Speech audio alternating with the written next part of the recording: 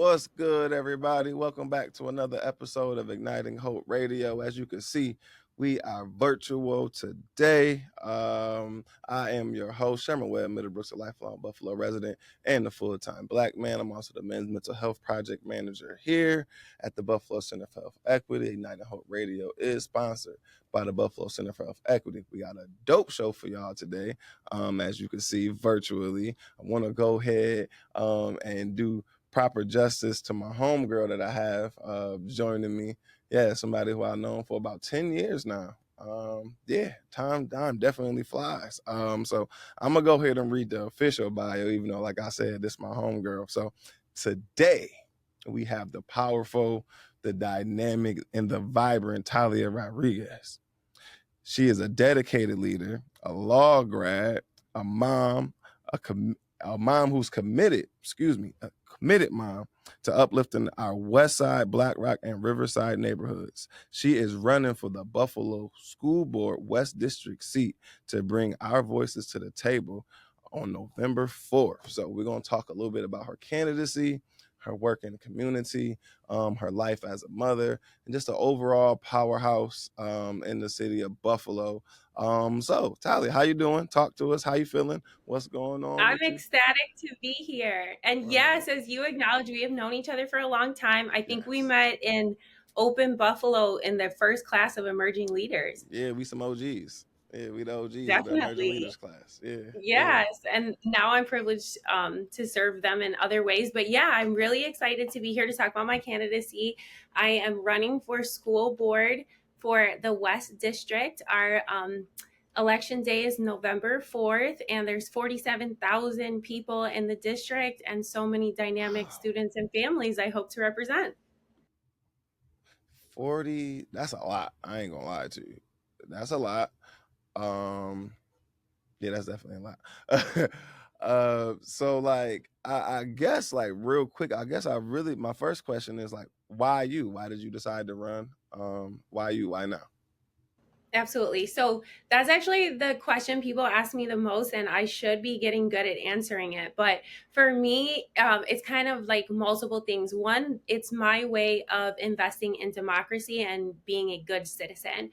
Like I've always believed that you have to give back to your country, and I've always had a really strong sense of pride in America. And I feel as if a candidate, and then ultimately as I aspire to be a public servant, that's really an expression of my patriotism and my dedication to democracy. The second of which is because I come from a family that has a legacy of service. Sherman, I know you know this story because if you know me, you know this story. But for those I'm of you, going ahead and get my beverage ready. Go ahead. I love the story. Tell it. For those of you who don't know, I come from a family on both sides that was committed to public service, and my grandmother, my paternal grandmother, was Puerto Rican. She marched with Dr. Martin Luther King, and she and my father were physically present at the I Have a Dream speech in 1963. So for me, this is just a nod to all of the sacrifices that the generations before us made so that I could be here as a candidate. So I'm super excited. I hope my Will is proud of me. Word, of course. I think a lot of people. I think I've had the privilege. We both about the same age. To have grown, gotten our careers, done some work, and have had folks, whether they're in our families, you know, what I'm saying, our grandparents or aunts, uncles, parents, or whatever, who have like poured in us, invested in us, and in our future, and so. We're like at that age and stage where we're making good on that investment. They finally get in return on their investment. So I know that feeling, kind of like what you experience and making folks proud. So before, just to kind of break the fourth wall. So before we recorded, I thought we were going to meet in person, and I was like super anxious and like, oh my God, I gotta get the studio set up. I got to hurry up and get this interview done and edit it because the primary is tomorrow. But the primary is not tomorrow. Your election is in November, but you made sure I knew that people could vote for you early. So talk to me a little bit about like this early voting process for an election that happens in November. Yeah, I would definitely encourage everyone who's able to or feels moved to vote early. I would say the number one source of information for me, anytime like I'm talking to neighbors or just wanting to center around the privilege of voting, is the Erie County Board of Elections website, because Okay. there's a lot that's happening. So for some people, people's polls are moving. So when you vote early, a lot of times you can go to your polling place, but you want to check where that polling place is first. And you Mm, can do that on the Board of Elections website. okay. And then also, I would say for those who are listening who are not registered to vote yet, Sherman, Yep. like Yep. there is still time to register to vote. Every day is a good day to register to vote. So you could definitely do that at the Erie County Board of Elections. And I would encourage people to do that if they're not already registered. Oh, appreciate that. Because I think like that's one of the biggest issues I think in our community and just communities across the country is that folks, there are ways to get politically and socially engaged and involved in the community and in society and the world. I just don't know if the entry points are always accessible for people. And I think most often than not, that's just due to a lack of information and knowledge. So here in Igniting Hope Radio, the primary thing we want to do is spread information and knowledge. We're gonna do some infotainment or some entertainment, not just entertainment for y'all.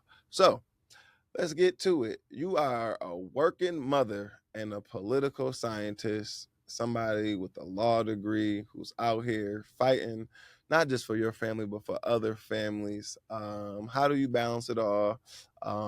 And yeah, how do you balance it all, especially like the stress of being present for your son, but also being present for other people in the community? Yeah, I think that's a really great question. So some days I feel like I'm doing awesome, and some days I feel like I'm not. Just like every other parent or caring adult, right? But for me, to be honest with you, just speaking on our years of knowing each other, like Mm-hmm. I center my entire being on my faith. So like Right. just making sure that I have a straight lens of my privilege, and health is a really important thing for me. I wanted to talk about the YRBS, the Youth Risk Behavior Study, Mm-hmm. and things like that. But for me, I think when I'm struggling, I try to slow down and focus on the blessings that we have as a family, and then as a leader. I also go to sleep early. Sleep health is real health. I'm so serious, Sherman. Like I people feel know. you. I was wondering Sherman, where you got all this energy from, because you no, be people full of energy, bruh. And I be people like, know you cannot reach out to me after 11 o'clock. Like it is lights out at that time. And I actually am a columnist in other spaces. And I wrote this amazing column about a woman who's a sleep health coach. And hmm, for me, just concisely, it's about really prefacing every single privilege with my health, and then centering my most difficult decisions on my faith. And I take counsel of my friends and family when it's time to make a tough decision, but definitely going to sleep early and drinking lots of water. word. That's what's up. That's what's up. That's how we stay looking young. I gotta get on some water instead of this Gatorade. If you see me drinking Gatorade, you know I had a good night. Uh, so let's talk a little bit too about educational and education equality. So I know you mentioned the youth YRBS, and I know education is like one of the things that you are most passionate about, hence why you're running for school board. So talk to us a little bit about something like these numbers, and what it is that you see for the vision for the West District, and how you can get in and make improvements. Yeah, absolutely. So we talked a little bit about the YRBS. For those of you who are unfamiliar, there is a survey that we administer to our middle schoolers and high schoolers. And that survey gives us a keener sense of their social realities and what their health realities are. Mhm. Um, for me, one of the things I want to do, Sherman, is I want to bring in data and faster and more adaptive technology when we're able, as well as updating teaching methodologies.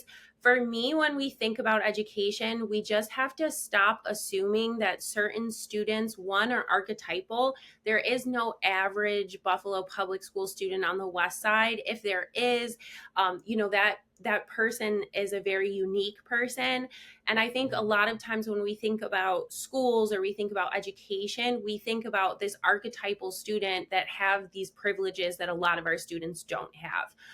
The other part for me that's really important is making sure that there is a strong emphasis on adult education. If you're watching this interview and you've watched other of my interviews, you've heard me tell stories about sitting outside the classroom, because some of my caretakers when I was growing up, Sherman, they were engaged in adult education, whether it was ESL or math as they were working to earn their GED. So adult education is actually on Edward Street, and it's a huge deal in the West Side. So things for me in terms of looking to represent my community and having a distinct lens are my emphasis on data, my emphasis on making sure that there's a plural, non archetypal example of what we think of as student and student access. And then I think the last thing is health, right? So, Sherman, you know that I was the summer lunch girl for years and years and years. Yeah. I worked in a place that we both are mutually invested in the Schaefer. That's a So for fact. me, public, That's a right? fact. Public housing is so important, and the health of our most vulnerable students is so important. So for me, it's just understanding the impact that Buffalo Public Schools has on the lives of the people that it serves. And predominantly, the way that I want to advocate, at least in this term as a candidate, is understanding the Buffalo Public Schools' impact on our students' health. Mm, okay, I like that because I focus a lot on like mental health and wellness and working with the parents. I've worked with young people a lot throughout my career, and I've been doing a lot more work with like adults and parents, specifically fathers. But just understanding like the dynamics and the challenges that young people are facing in our community. So we got especially little black and brown kids, so black American kids, brown American kids. We got immigrants, refugees, all these people, especially on the west side, coming in, and it's like a melting pot. And sometimes they attend these schools with like these women from the suburbs, mostly women from the suburbs who aren't from their community, and there isn't, at least in my opinion and experience, a lot of strong male influence to provide that balance. So, do you have any ideas or thoughts on how we can kind of supplement some of the challenges that young people are experiencing at home and community through the educational system? Absolutely. So for me, I think what you're touching on is a strong sense of understanding about the historical development of the infrastructure of the Buffalo Public Schools. So traditionally, our students hailed from a community that I hail from. So, like, I think Right. this is where me being biracial and having many different cultures is really beneficial. So I'm Irish, Sicilian, and Puerto Rican. And for me, I have many of people who like have even said, "Hey, how do I approach you?" or "How do I ask you questions?" Because I have all of these different identities. So I definitely understand a need for having people who share the same lived experience, right? And a passion for education inside the building, and also an awareness that for me, having teachers and having student personnel and people inside the building that reflect your identities, cultures, and other things are really, really important, because our students need a lived example. And when I lived in Yeah. DC and I was interning at the Supreme Court, I had the opportunity to stay in DC, and I thought about staying in DC, and I was really passionate about serving the federal government. But I recognized that when I was growing up, I had very few actual representatives of my culture in these places of power, making decisions that impacted me. And very far into my professional career, I've tried to maintain that responsibility to uphold an image, but also a commitment to be here physically, Sherman, in Mm, Buffalo, and to serve, because I think for so many young professionals, there is this constant draw away. yep. But I'm committed to being here. I'm with you. No, I couldn't agree with you more. I've never. I mean, people could do what they want.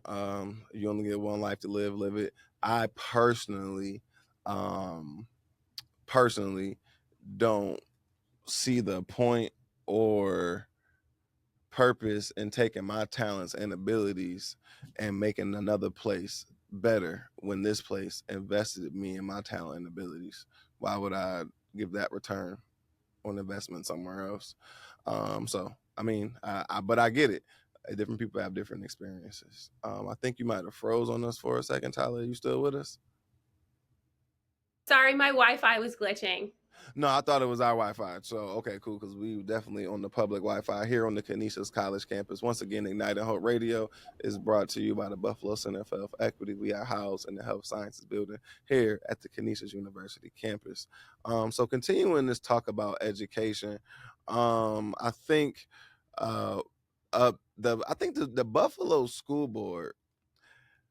I've never lived anywhere else. But I feel like you guys, well, I mean, you aren't on the board yet, you're running, but I feel like the folks on the board are sort of like local celebrities in a way where it kind of gives you a little bit of status. I think the folks on the Common Council and the folks on the school board have a little bit of cachet in the community. So how do you feel like you'll be able to balance that if you are elected, now being thrust into like the public eye like that? How will you manage and balance that? Well, I think of my father first. My father was a county administrator when there were very few county administrators, especially at that level, that were part of the Latino community or people of color. I've Mhm. always had to stand up straight, Sherman. Right, right, That's right. part of Awesome. like my upbringing. And I think that's a Mhm. really good question, and why different people have said, oh, you can do this. Candidacy is natural to you. Mhm. Because I think for many of us, yourself included, as we grow in our leadership, we have a recognition from our community of what that leadership demands us to sacrifice. And that's really where I feel That's like true. the core of people wanting to That's look true. at public officials like examples comes from, because I Mhm. think there's a really sincere sense in Buffalo, because there's so few levels of separation, that our Very public few. officials, right, that our public officials Very do sacrifice a great deal by serving. Yeah, no, I agree. That's one of the reasons why, again, like I admire all of my peers that are serving because we are the adults now. And so like it's our job to step up and assume these roles. So I guess one of my other questions is how do you feel about the current leadership structure in the city? Do you feel like there's an old guard that sort of needs to like get out of the way and create space and opportunities for the new guy, or do you think there's an opportunity for us to work together? Like, what are your kind of like thoughts and feelings on like the social political climate here in the city in general? The way that I understand the world is through the lens of of wanting to really value people's differences. So Mm, I come from a family that has people that have a lot of neurological uniquenesses. So for me, okay. Sherman, it's less about ageism, which I think is at play all over the country, right? And it works different ways. And acknowledging that there are sometimes these feelings of separations between generations, but really looking at people regardless of their age, background, and education, and saying, Hmm. how do we lift up your talents Hmm. and or get you in the right place so your talents can be seen, and or understand that if you're transitioning out, like if you're retiring or you're moving on to a new chapter, that doesn't mean that we cannot utilize your insight. That does not mean that we don't need to learn from your historical knowledge. And one thing that I do fear, Sherman, is that there's so many people that know things in their heart about their neighborhood and about Mm, leaders. I think of the Buffalo History Project, I think it's called, where I just think that we need to spend more time collecting our oral history from our elders, and then also saying like, hey, we have this really cool tool, it's ChatGPT, what questions do you have about it, right, so that right. there's not a feeling of intimidation. Yeah, no, I love that. I love that. That's I would have to agree with you on that because I do think it is nuance, and I think even though I asked the question, I do think it does get sort of watered down and simplified to like basically like ageism and stuff like that. I couldn't agree with you more, unfortunately. You talk also a lot about culture, and I love like how in tune with the culture you are, how mindful you are of your ancestors and your roots and how you continue to lift them up. That's something that I always enjoy when people do, something that I find important. So a big part of culture is like food and nutrition. That's something that you talked about as well. So let's talk a little bit about food justice. So you've worked on food and nutrition policy. and in order to expand access to like healthy meals for students, especially like during the times where they probably wouldn't be in school, to help kind of fill in those gaps. Now, what are your thoughts on like the cultural representation in our school lunch system? Do you think it's satisfactory? Do you think like there's rooms to improve, or do you think we're doing too much? What are your thoughts on like the cultural relevance for the food in our school system? I love the question. So absolutely.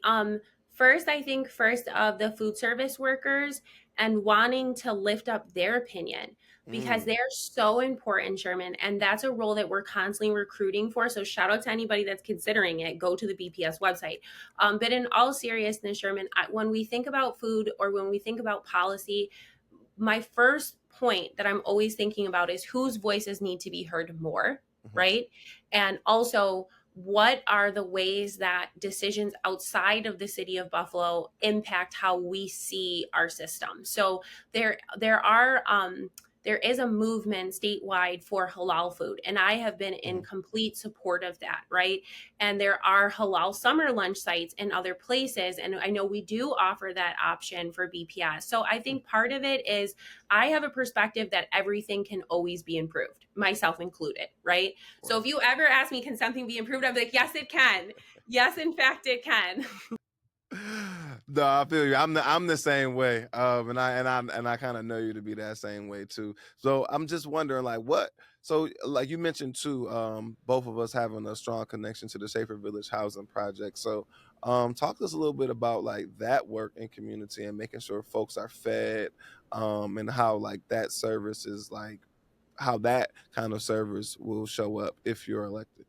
Absolutely. So my father lived in public housing in New York City for his entire life, and he attended a school that was embedded within public housing. So when I Okay. decided to, right, it's super exciting. Shout out to my dad, and the dynamic culture that raised him. Yeah. So, and without those two things, I wouldn't be here and appear as strong.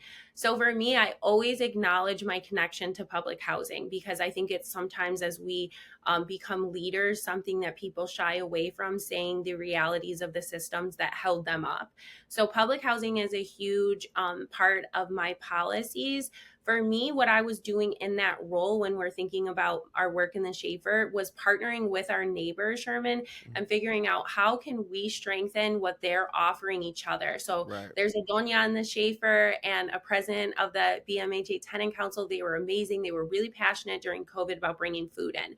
So we partnered with at that time, I was at Buffalo State, and we partnered with Western New York Feed More. We partnered Mm, with Hearts for the Homeless. We partnered with Friends of the Night People. And that looked like me calling people and saying, hey, can you bring free food to my neighborhood? And, can you, right? Like literally. straight to the And point. then, right? Yeah. And then also like helping to facilitate the administrative. So we had lunch Monday through Friday, as well as to pack a backpack on the weekends. Schaefer was one of their pilot sites over Mhm. the summer. So my role in that capacity was really supporting our neighbors that are already doing the work. Like they had been feeding people in Schaefer for a long time. It's just they needed a supportive neighbor to come along and champion that and say, hey, I know this person, I can send this text message. But for me, Mm, why that was important is because when we look at the YRBS, we see that I think 63% of the middle schoolers in 2023 acknowledged when surveyed that they weren't active for more than 60 minutes, 5 days in a row. Right. Or that 9% of them report that they don't drink water at home. yeah. So just understanding that Buffalo Public Schools can be this gateway. So then we brought in vendors like YMCA, and they did soccer and they did all these things where lunch was the anchor. And there Okay. was such a relief for the parents and for the vendors to know that lunch was going to be provided, and then just utilizing the beautiful green space that's present around the community. So for me, the emphasis on health and nutrition comes from my own childhood experience of relying on summer lunch that was Right. administered through the Buffalo Public Schools, and a passion to co-locate other food services at that place. So why can't I sign up for food stamps if I'm getting summer lunch? Why can't I find out where the closest pantry is? Why, especially for Hearts for the Homeless, shout out to them, they would bring pantry reps to the summer lunch site and say, hey, I'll meet you there on Wednesday. If you're nervous and if you have any questions, I'll be there. Mm, okay. Yeah. But you could clearly see the passion.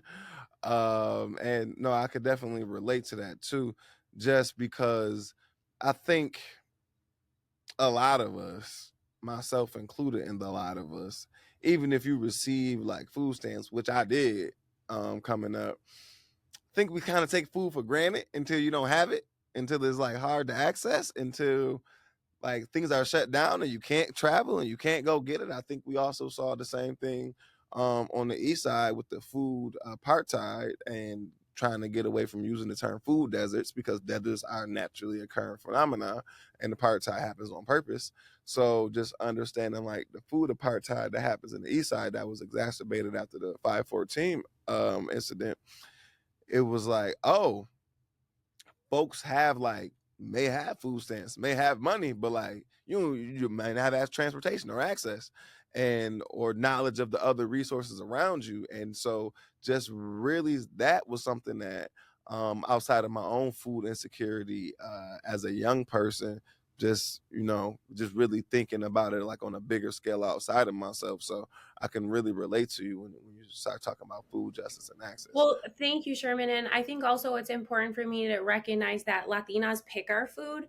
Latino people are the people that pick our food, right? Mm-hmm. And that complicating my relationship with food policy and influencing it and thinking about like the children of the food workers in the cafeteria, but then also my Latino brothers and sisters who are come from all countries who may be out in the field picking the food. How am I Yeah. showing up for them?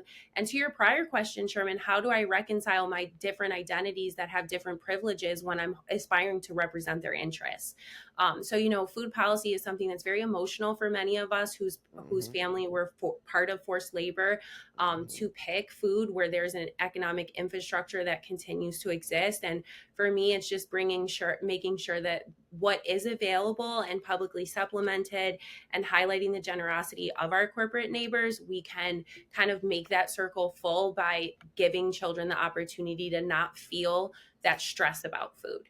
I always say Yes. insecurity is if you don't know where your next meal is coming from or if you can't afford it. Right. And for a lot of our working parents like myself or families that were traditionally considered middle class, right? Food, even no matter how much money you make, I say, Sherman, you can make $1 million and food is still, you're still doing the math. Like, wait, how much did I spend? Yeah. Food is an issue that impacts our students' ability to focus, Amen. our students' ability to physically perform.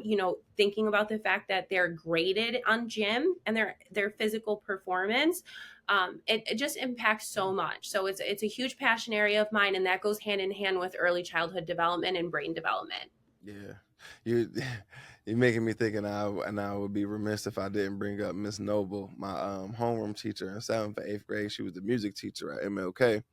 And everybody wanted to have her as homeroom teacher, not only because she was like the cool black lady with like locks and like her room. It was like first of all, it was like Black History Month every day at MLK, but it was definitely Black History like day 365 in her classroom. And so, but also everybody wanted to be in her class because on exam day, she would come through like on state test day when we do state tests, she would come through with like juice boxes, apples, oranges, bananas, big muffins, granola bars, all out of her own pocket though, all out of her own money. And like I was grateful. Most of us was grateful. And if like a young person, like one of my classmates or whatever, like wasn't grateful or taking it for granted or was rude, she like if we didn't check them because we ain't about to mess this up for us with your ungrateful self. We about to mess. But like if she checked them, she would always just explain that like she doing this, she don't have to do this, but like she want us to have something in our stomach before we take this test. And like I'm in 7th or 8th grade. I don't think it's like it ain't that big a deal. Man, I was in high school taking tests and college taking tests hungry. and was like, yo, I'm so hungry. I just want to get this, I just want to get this over with. Like, oh, not really understanding how Miss Noble was really looking out for us, because I was too young and inexperienced to really appreciate that. But to hear what you're saying, like, that's what happens when community people are in school. Those kinds of things don't go overlooked. So I just like to give people their flowers. So thinking about like vulnerable populations. So we talk a lot of about like your identities and how like you yourself are a melting pot of culture. So how will you work and serve if elected to strengthen the support, provide support, not only just for Black, brown, white Americans, however, whatever label we using on each other nowadays, but also for immigrant families, refugee families, who are primarily those who are hesitant to engage or advocate for themselves in school because just fear of retribution or just fear of not knowing their rights. So, how can we stand up for those vulnerable people in our community who just afraid to speak up to any kind of law enforcement authority, government institution? That's a really good question. So, for me, when I think of my relationship with the New American community, a lot of times people feel like it's more accessible with my Latino side.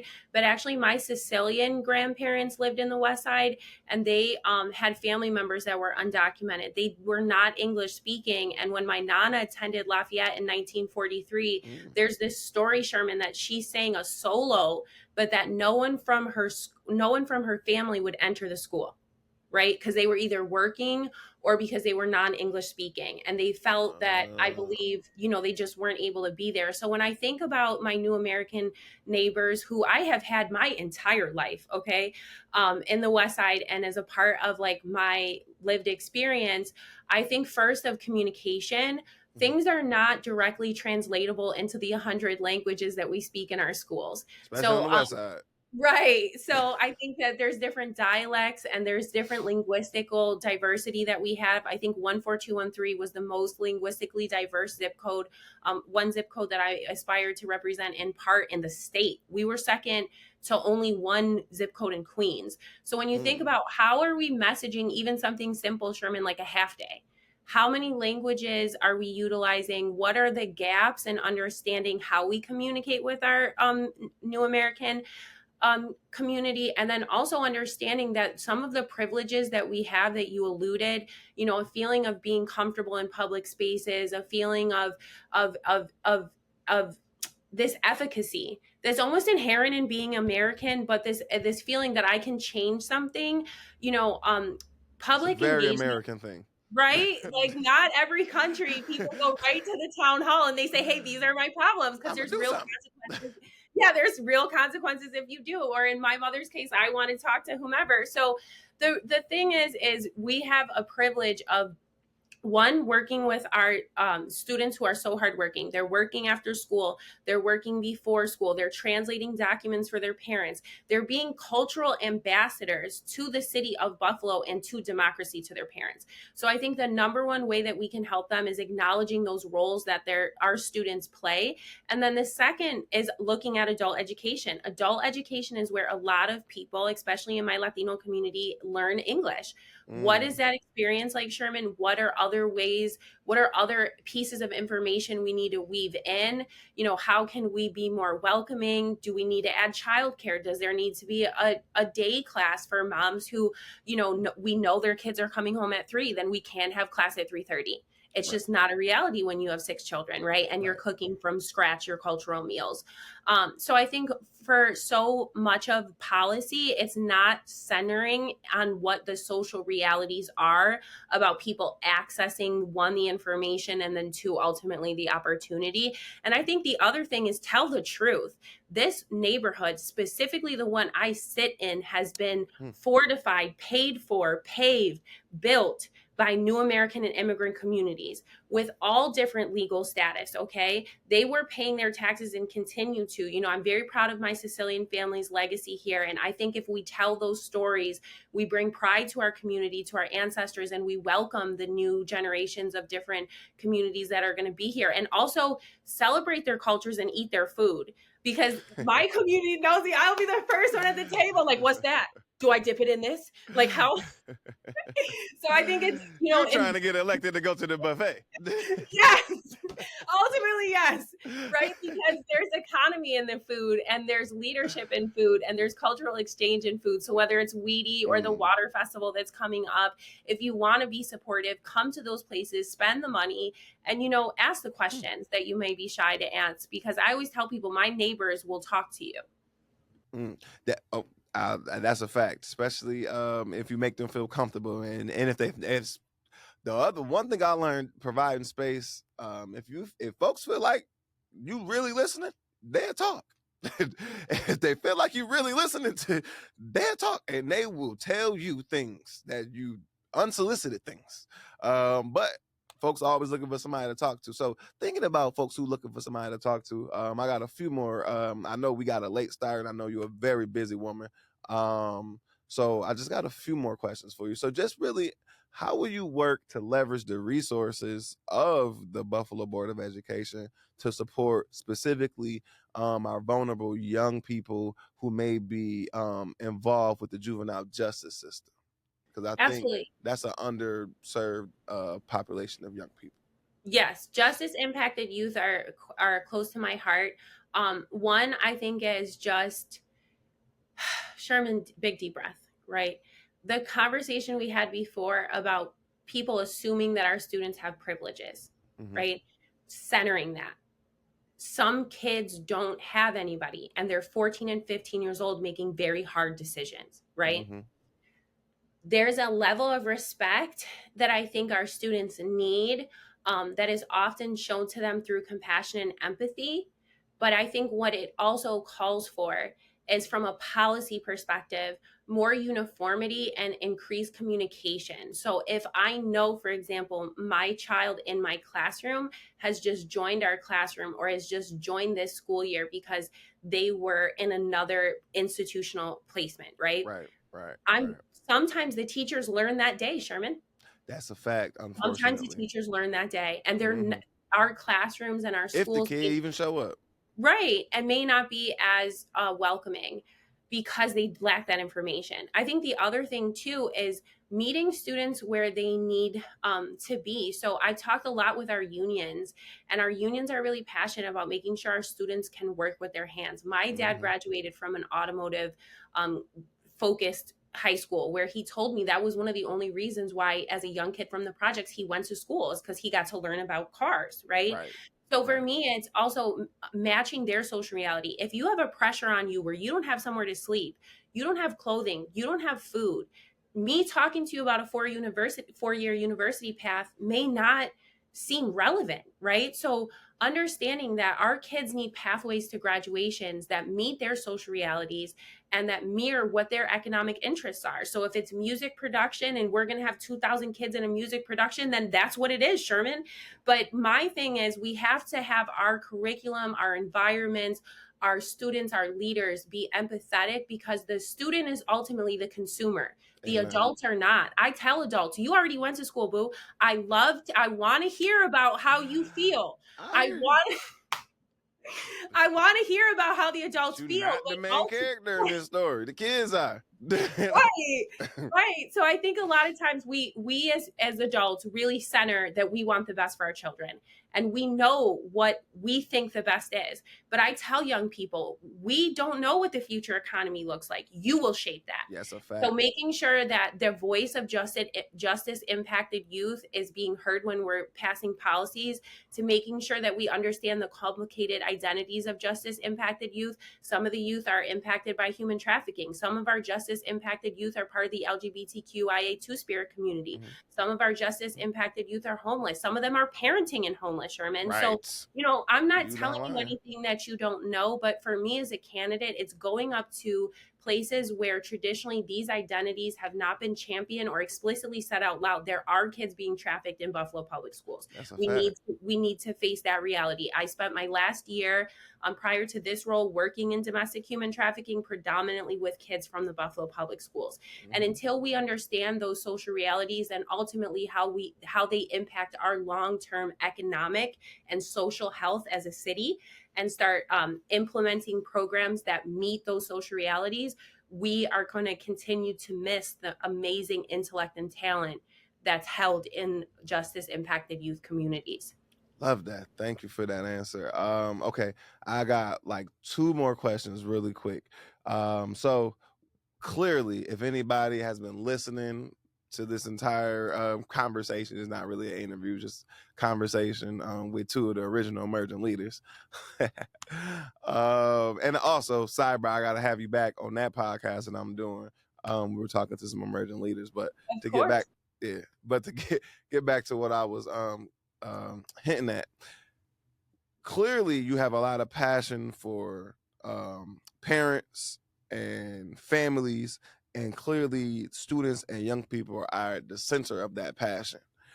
So how will you balance advocating and sticking up for parents and families and young people with the interests of the teachers and the union and the admin and all the red tape that goes along with administering education to our young people? So how will you navigate, like I said, keeping those two things at the forefront of what's going on with you? So I think the best way to lead a group is from behind them. Like if I want to lead, Sherman, I need to stand behind my neighbors and help them find pathways into city hall or performing arts or wherever we're having the school board meetings, right? And also make sure that when I'm going to doors and when I meet my new colleagues in the event that God blesses me with the opportunity to serve, they recognize I'm not here because of a personal agenda. I'm here to represent the will of my neighbors. So if there's a question, I'm going to bring it back to my neighbors. I hope to continue to go to doors to say, hey, there's a vote coming up next week. What do you think? And I've maybe never rang your doorbell before. And let's talk about what school your kids go to. So it's a constant refreshing of your perspective of service with the actual opinion of your neighbors by like physically doing the work to go ask them. I would also say I will rely on my credentials. I have a law degree. I have a master's degree in policy, which you acknowledge. I have a political science degree. I've worked for federal government, state government, county government, city government. I've worked for every level of government there is, whether it was free as an intern, which shout out to me for doing that, or as a paid member of their employed public service staff. So, I've been a union member before, and I can say that with great pride, many of those communities overlap in the West Side. We were down at Ralph Wilson Park giving out popsicles for what I'm calling pops for the polls. And I met people who are, teachers' aides and who are school personnel or who are security guards or who are in the part of the cafeteria staff that work in our schools. And, I'm giving their kids a popsicle, sitting there telling them, tell me about that. So literally, Sherman, like how I plan to reconcile those two opinions is one, point out where they are the same, because in some spaces they are the same. But I think the other thing too is I have great empathy for people who are moved to come into the city to serve. And I want to be a better neighbor. And I also understand what it's like to look at a culture and want to like impact it, but doing it from a perspective of, not knowing or having a level of timidness. So I've sat in policy conversations about teacher prep. I've sat in conversations with nonprofits thinking about how we can better utilize our retired teachers. So for me, it's just a passion that this is my life's work. And even if I wasn't running for the school board, I would still want my voice to be heard and my neighbors' voices to be heard in these spaces. So, I know that about you. Right. You are about having your voice, not just yours, but other people's voices. You are consistent on that. I give you that. Thank you. And I think Yes. that for me, that's one of the reasons I aspire to serve, because I feel strongly that even my neighbors that I disagree with, that their opinion is important in democracy, that they have the right to have it. Mm-hmm. And if they want to meet me or meet others in the park, I think civil discourse is the foundation of our democracy. So, I'm excited to be here. And I tell people, even if you disagree with me, I still care what you think, because that's what it is to be an American. Okay, that part specifically I agree with, because that's freedom of speech, and if I'm exercising the right, I can't get mad at you for exercising the same right that I'm clearly exercising. We both exercising the same right. My last real question is, and I think you kind of touched on it too. um it's, what is it, 9 board members? So if you're elected um as one of the 9, how will you play well in the sandbox with the other 8? Because not only, first of all, you have to go through this campaign, and I think folks on the west side, in all honesty, you have a very tough decision to make. um, when it comes to your West District board member. I advise everybody to educate themselves, get out, talk to the candidates, listen to them on our platforms, because this is a very tough decision for y'all to make, and it's a very important one. And I would love to see a lot of voter turnout.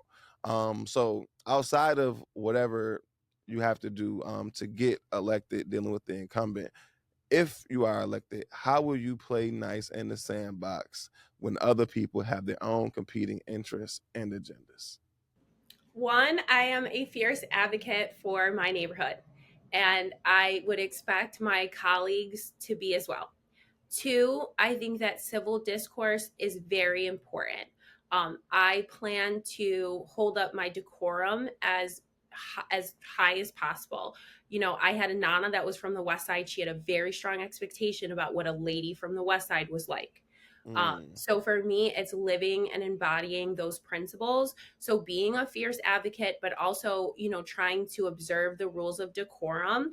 If I mm, disagree with someone, I'm the type of person where I may talk to them privately about it instead of publicly. But one of the things that I will say is whether or not the dynamics are in between my colleagues and I, if I am given the opportunity to represent our district, it's just a feeling for me of a level of diligence, which I really feel like is present in the district in various places, but one that I want to bring. I need and want everyone to work harder, just like we're mm, asking our students. And like mm-hmm, if we're, not finding that we're meeting the benchmarks that my neighbors need us to meet, I'm going to sit down and say, okay, we're going to have to call a committee. I might have to call whatever my power is. It's creative problem solving. I'm not the type of yeah. person to hear someone say that there's a problem or that there's a failing or that there's an inadequacy and be like, okay, well, we're going to go home now. Right. For me, it's like, okay, well, I'm calling everybody in my neighborhood. We're going to talk about this. I'll be back with you in the morning. Yeah. Because one of the things my neighbors know how to do is one, survive with less, two, creative problem solve, and three, get it done.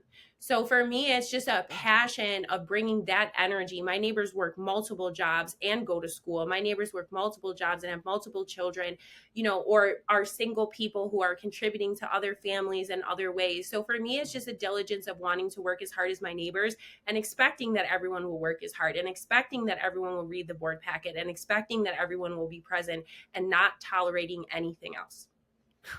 All right, y'all. Y'all heard it, man. The powerful, dynamic, the ferocious Talia And Rodriguez. sometimes I might need my Star Spangled Banner in Spanish, Sherman, but people better be okay with that after we go through all the data. Listen, so my daughter attends one of the bilingual schools here. I have been accepted that every meeting in assembly will be twice as long. If it's an hour at another school, it's gonna be 2 hours here because everything they say in English, they got to say in Spanish. But you're more equipped to navigate the world because you secretly know Spanish too, Sherman. I know un poquito. But I really appreciate the privilege of being here. I hope I communicated my passion, and I do, Yeah. encourage everyone to register to vote, figure out how they can contribute, and if they have questions about it, reach out to either of us because I feel like we're both open to help guide people in those areas. Oh yeah, that's what I'm here for. So y'all know that y'all can follow me at the Full Time Black Man on social media podcast, Sherman Webb Middlebrooks. Where can they find you at on your social medias? They want to just follow you and stay inspired or keep up to date or support you and your campaign. Where can they follow you at? Absolutely. So on Instagram, I'm at Talia for BPS. At Gmail, we're at Talia for BPS at Gmail, which makes it really simple for people to send messages to the campaign. I always give a forewarning that maybe I might not see your messages that day because I do gratefully have a team, but they will definitely get to us if you have opinions, questions, things that you've seen in other cities that you want to implement, reflections about your school experience, or just want to volunteer, or if you want to walk people to the polls, because I'm very passionate about having people walk and drive people to the polls. Like, I want to make it a whole day thing. I'm also on Facebook at Talia for BPS West District, and I'm on LinkedIn too, so I can make sure that I drop all those links with you. And again, just a complete privilege to be here, and just constantly amazed by the evolution of your leadership, how you lead in the arts and civic space, and excited that you could interview and meet and have this conversation. Man, this ain't about me. This is all about you, Talia. I appreciate you carving time out your busy schedule, your busy life. You're a working mom, political candidate. You out here saving the other people, saving yourself. And doing wash and making lunch. So yes. Yes, yes, yes. And I know we started late and I held you up No problem. we started late and we still ended on a decent amount of time. I want to appreciate you. Again, folks in the West Side, do y'all research, man. In the words of my hero, the Honorable Jerry Springer, I want y'all out there to take care of yourselves and each other. Peace.